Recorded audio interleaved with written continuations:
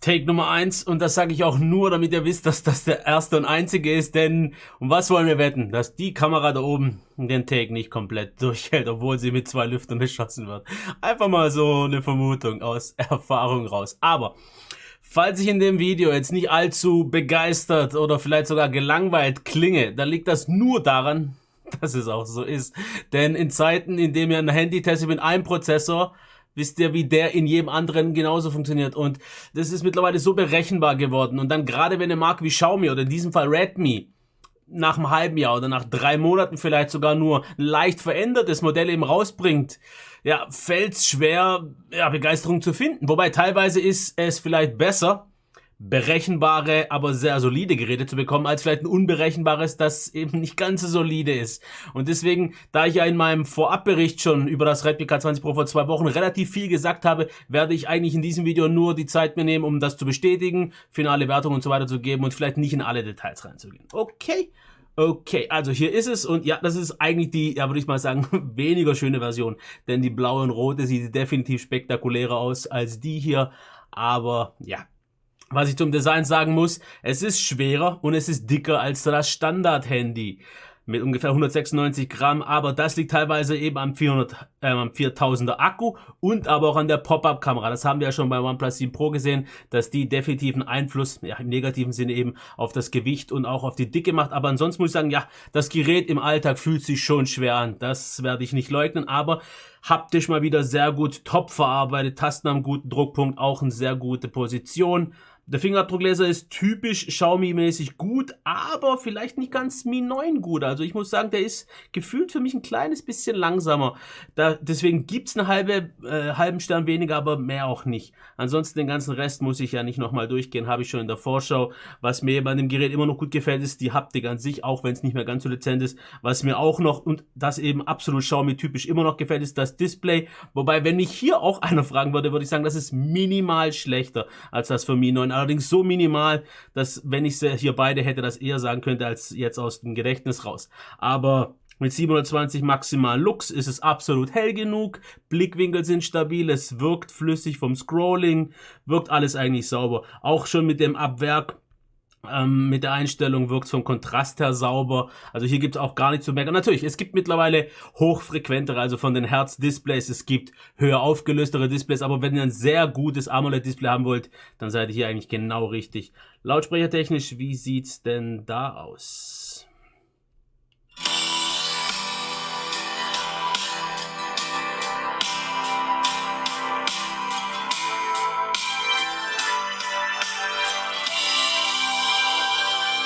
Also mit Schwarz will der Fokus wohl nicht ganz so. Zum Lautsprecher muss ich Folgendes sagen. Er gefällt mir so gut, dass ich ihm genauso die gleiche Wertung geben werde wie einem Zenfone 6, wie einem Accent 10 Pro und einem OnePlus 7 Pro, obwohl er nur Mono ist. Das liegt daran, dass er mit denen in etwa auf einem Lautstärke-Level liegt, aber sehr, sehr voll, hochqualitativ, warm klingt, ohne Verzerrungen. Und auch wenn das im Alltag jetzt eben aufgrund der einen Seite jetzt nicht ganz so vielleicht stereomäßig klingt und nicht so spektakulär, wenn ich das ganz normal so nutze, gerade wenn ich ein YouTube-Video hier oder da sehe, ist das vom Erlebnis nahezu genauso gut. Und dann haben wir eben auch noch hier den Kopfhörerausgang. Der ist auch Xiaomi-typisch definitiv gut über den Schnitt, sehr laut, anpassbar, qualitativ gut, vielleicht ein bisschen ab Werk, bassig, aber das kann man einstellen und das ist alles gut. Und das gleiche ist eigentlich auch wie zu erwarten bei der Leistung hier. Also alles ist super flüssig, das Gerät ist schnell ansprechend. Und im Prinzip ist es ein absolutes Flaggschiff und es kriegt eben keine 5 Goldsterne, weil es keine 90 Hertz hat oder weil es keinen UFS 3.0 Speicher hat oder sonstiges. Aber es läuft top und da muss man nichts mehr sagen. Es überhitzt nicht wirklich, es ist schnell ansprechend, es ist konstant. Darauf kommt es doch wohl an.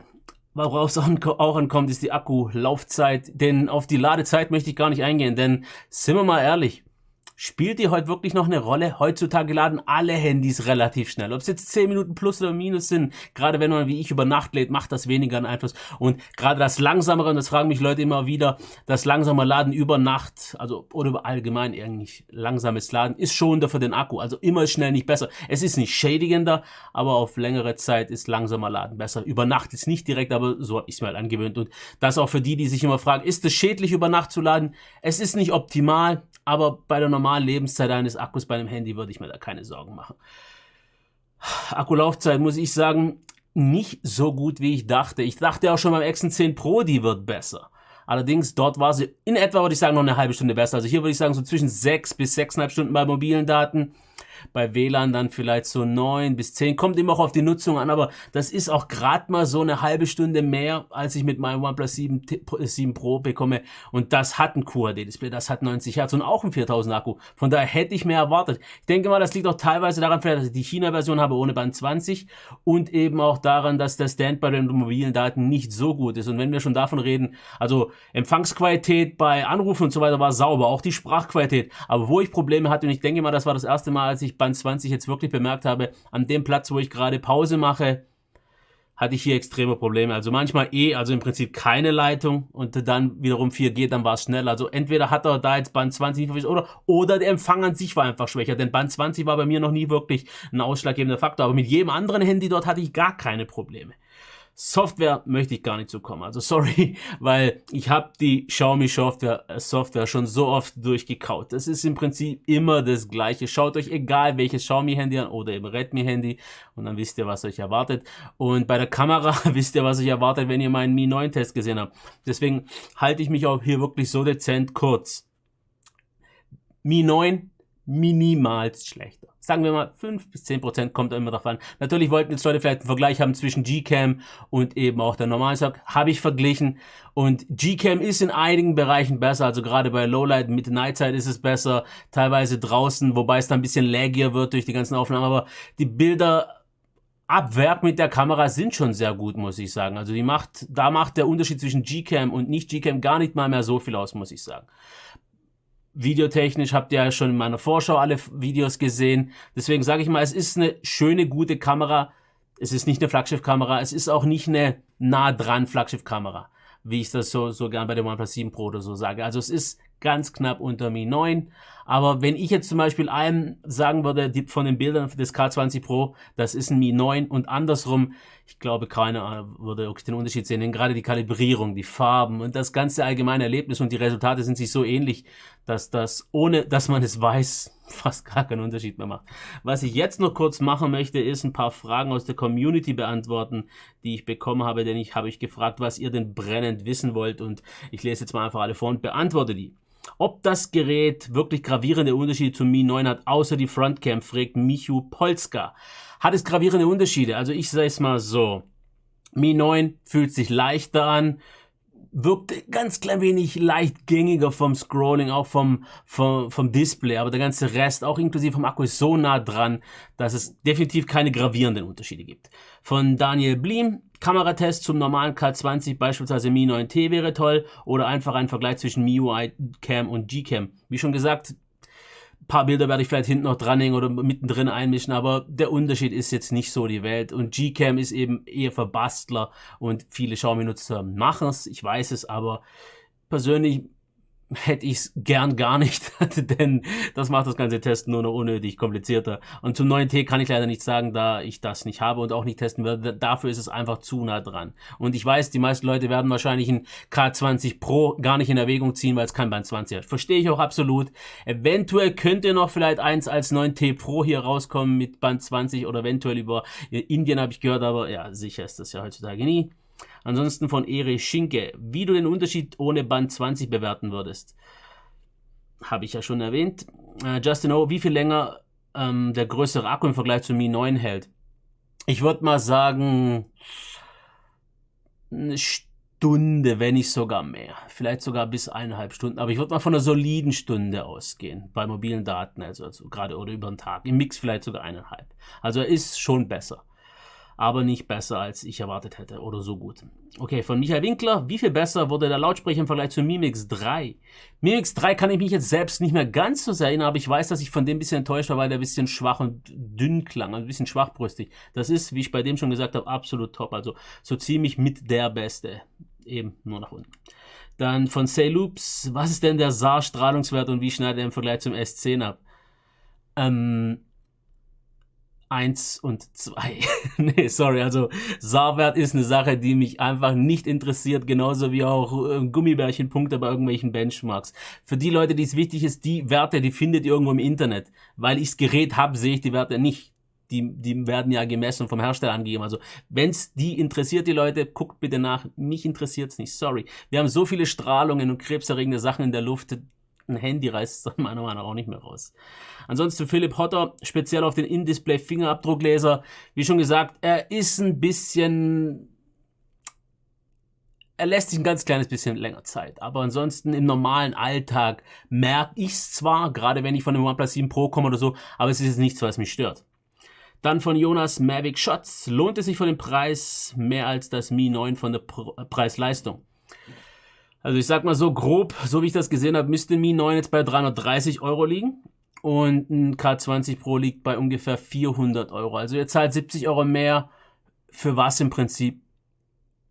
Die Hauptunterschiede würde ich sagen, Stunde mindestens, wenn nicht 1,5 mehr vom Akku, minimal schlechtere Kamera, was keiner bemerken wird. Lautsprecher vielleicht minimal besser, Display dafür minimal schlechter, aber das sind so minimale Unterschiede, das macht es nicht aus, das Gerät ist halt dicker. Also wollt ihr das dünnere Gerät, das eben nicht so lange aushält, mit mehr Kamera oder bessere Kamera, Mi 9, wenn ihr eben mehr Akku haben wollt, mit ein bisschen schwereren, dickeren Gerät und eben auch, das ist noch zu erwähnen, eben keine Notch, dann ist es auf jeden Fall eine Erwägung wert. Also ich persönlich, wenn jetzt Band 20 keine Rolle spielt, würde zum K20 greifen. Einfach weil er keine Notch hat und das Gerät jetzt einfach mehr Akkulaufleistung bietet für Geld, das ist meiner Meinung nach rechtfertigt. Und dann von Funken Telechi werden Push-Notifications verlässlich zugestellt. Also wenn ich welche habe im Vergleich zu meinem OnePlus 7 Pro, kommen die beide in etwa immer gleichzeitig an, aber auch in etwa eine Minute langsamer als auf meinem iPad. Komischerweise kommen alle Nachrichten bei meinem iPad immer ein bisschen früher an, aber ich hatte bei denen, gerade bei den China-Versionen, nie wirklich Probleme.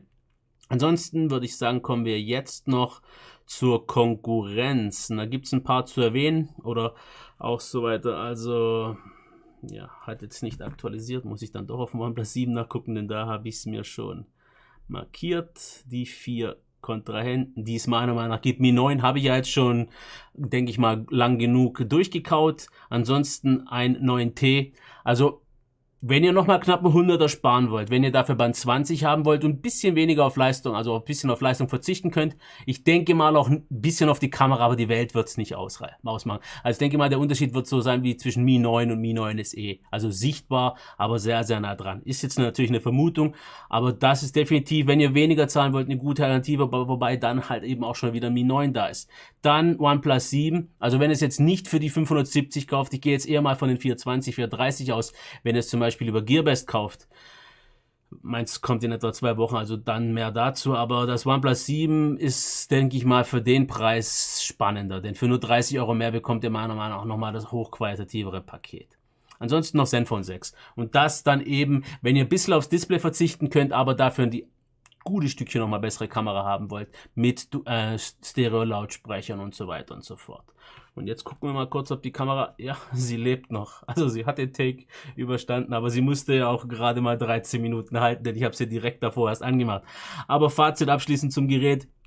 Ich muss sagen, mir gefällt es sehr gut, aber wenn ihr Mi 9 habt oder so, dann müsst ihr überhaupt erst gar nicht nachdenken aufzurüsten. Selbst von dem Mi 8 nicht wirklich. Also Mi 7, das es nicht gibt, von dem Mi 6 dann natürlich ja, aber es war das, was, wie ich am Anfang erwähnt habe, schon zu erwarten war. Also jetzt in diesem Fall, es ist meiner Meinung nach, deswegen habe ich es ja auch schon gesagt, es ist ein Mi 9 ohne Notch mit mehr Akku und minimal weniger oder minimal schlechterer Kamera. Im Prinzip war es das. Also es schockt mich nicht, aber das ist eben das, was ich meine. Es ist super solide und dann müsst ihr natürlich für euch entscheiden, ob in diesem Fall jetzt eben importieren für euch eine Möglichkeit ist oder ihr wartet noch ein bisschen auf die Band 20 Version, ob ihr mit MIUI klarkommt, aber wirkliche Schwächen hat das Handy nicht und das finde ich sehr, sehr schön, das finde ich sehr, sehr wichtig und falls ihr überlegt habt, es zu kaufen, wenn es für euch zumindest auf dem Papier zumindest interessant klang, hoffe ich mal, habe ich das jetzt bestätigt oder nicht und ja, das war's und ich habe die Wette verloren, Kamera läuft noch.